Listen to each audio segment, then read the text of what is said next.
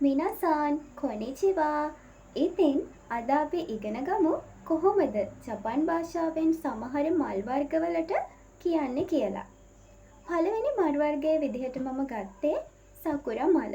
ඉතින් ජපානයේ බහුලවම දකින්න හම්බෙන මලක් නෙමේ සකුරා මල කියන්නේ. ඉතින් සකුරා මලට ජපන් භාෂාවෙන් කියනවා සකුරා කියලා.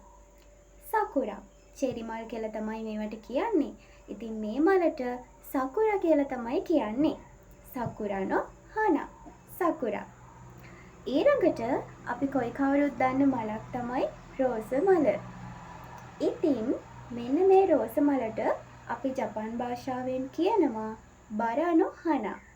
බරා කියලා තමයි කියන්නේ. ඉතින් බරානෝ හානා කියලා අපිට භාවිතා කරන්න පුළුවන්. අපි සෙන්ටෙන්ස් එකක් ඇතුලේ මේක භාවිතා කරනකොට. අපිට හම්බෙන තවත් මලක් තමයි ලිලී මල. ජපන් භාෂාවෙන් ලිලී මලට කියනවා යුරි කියලා. යුරි. යුරි. හොඳයි.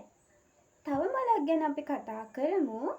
කැමේලියා මලට ජපන් භාෂාවෙන් කියනවා සුබකි. සුබකි.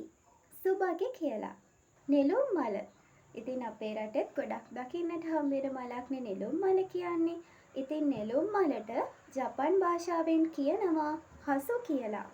හසු කියලා. නෙළුම් මලට ජපන් භාෂාවෙන් හසු කියලා කියනවා. ඉතින් අපි මල් වර්ග පහක් ගැන ඉගෙන ගත්තා. පළවෙනි මල සකුරා මල. සකුරා මලට ජපන් භාෂාවෙන් සකුරා කියලා කියනවා. දෙවෙනි මල මෙන්න මේ රෝස මල. රෝස මලට ජපන් භාෂාවෙන් බරා කියලා කියනවා. බරනෝ හානා කියලාත් කියනවා. තුන්වෙනි මල ලිලී මල. අපි ලිලී මලට කිව්වා යුරි කියලා. ඊට පස්සේ කැමේලියා මලට අපි කිව්වා සුබකි කියලා. නෙළුම් මලට අපි කිව්වා හසු කියලා.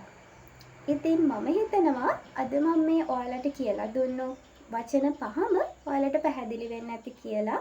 ඉතින් තවත් ලස්සන වීඩියෝ එකකින් අපි ආයෙත් හමු වෙමු.